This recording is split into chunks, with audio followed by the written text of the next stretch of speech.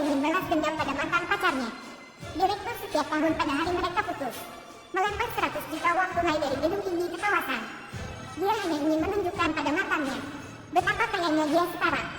Semua orang melihat ini dan bergegas untuk mengambilnya. Namun di tengah kerumunan, ada seorang wanita yang berdiri dengan angkuh. Asisten itu berkata kepada direktur dengan heran, "Ada seorang wanita mundur di bawah yang tidak mau mengambil uang." Direktur sama sekali tidak percaya.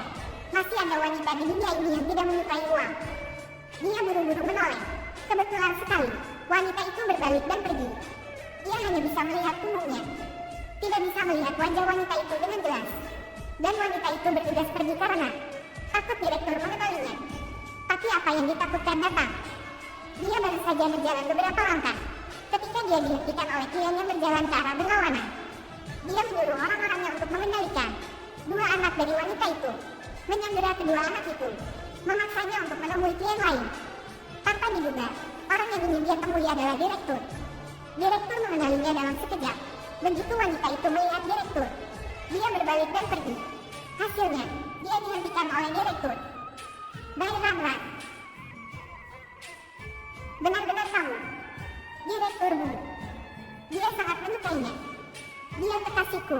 Jika kamu menyukainya, aku akan memberikannya padamu. Masalah dengan agen penegak hukum itu. Kekasih. Kamu masih sama seperti saat itu. Berani melakukan apa saja demi uang. Pepaya susu. Direktur Bu, kamu kenal dia? Mantan pacarku. Bayram. Bunga Universitas High tahun itu meninggalkanku 6 tahun yang lalu untuk orang tua kaya. Ternyata beberapa tahun yang lalu, keduanya adalah pasangan yang sangat mencintai. Tapi hari ini, wanita itu tiba-tiba mengatakan putus. Direktur berlutut di tanah dan memohon. Dia meraih tangan wanita itu, bertekad untuk tidak membiarkannya pergi. Tanpa diduga, wanita itu melepas jepit rambut di kepalanya, dengan kejam melukai tangannya, dan mengatakan kepadanya, dia sudah menyukai pria tua kaya di sebelahnya. Tapi direktur masih tidak menyerah. Kamu bilang kamu mencintaiku. Jangan kekanak-kanakan lagi. Cinta adalah hal yang paling murah. Siapapun yang punya uang, aku akan mencintainya. Direktur paling membenci wanita yang mencintai uang ini. Tapi kenyataannya tidak seperti yang dia pikirkan. Begitu wanita itu masuk ke dalam mobil, dia menangis dengan sedih. Ternyata, mobil mewah dan orang tua itu, semuanya disewa olehnya. Hanya karena direktur menderita penyakit darah langka, yang membutuhkan biaya pengobatan yang mahal. Untuk mendapatkan uang untuk pengobatan, dia dengan rela menjual cincin itu, yang ditinggalkan ibunya untuknya. Tapi ini hanyalah setetes air di lautan. Biaya pengobatan masih sangat kurang.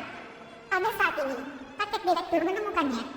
Berjanji selama dia putus dengan direktur, dia akan menyembuhkan penyakit direktur, membiarkan direktur hidup dengan baik. Wanita itu tidak punya pilihan lain, hanya bisa menyetujui permintaan kakek direktur. Tanpa diduga, saat ini dia hamil 3 bulan. Setahun kemudian, dia melahirkan anak kembar. Tapi Tuhan sedang mempermainkannya. Putri mereka mewarisi penyakit darah direktur, membutuhkan 80.000 yuan untuk pengobatan. Saat ini, gajinya sebagai petugas kebersihan tidak cukup untuk membayar 80.000 yuan biaya pengobatan ini. Tidak ada pilihan lain selain berpakaian seksi dan pergi ke bar untuk bekerja sebagai pemandu lagu. Tanpa diduga, dia dibawa oleh klien untuk menemui direktur. Hal ini semakin menegaskan keyakinan direktur bahwa dia adalah wanita yang dilawan. Bagaimana mungkin direktur dengan mudah melepaskannya? Direktur menyuruhnya menghabiskan semua alkohol di atas meja, karena dia ingat dengan sangat jelas. Wanita itu alergi alkohol. Tahun itu, dia alergi alkohol dan dirawat di rumah sakit untuk pasangannya. Dia berjanji tidak akan pernah melakukannya lagi.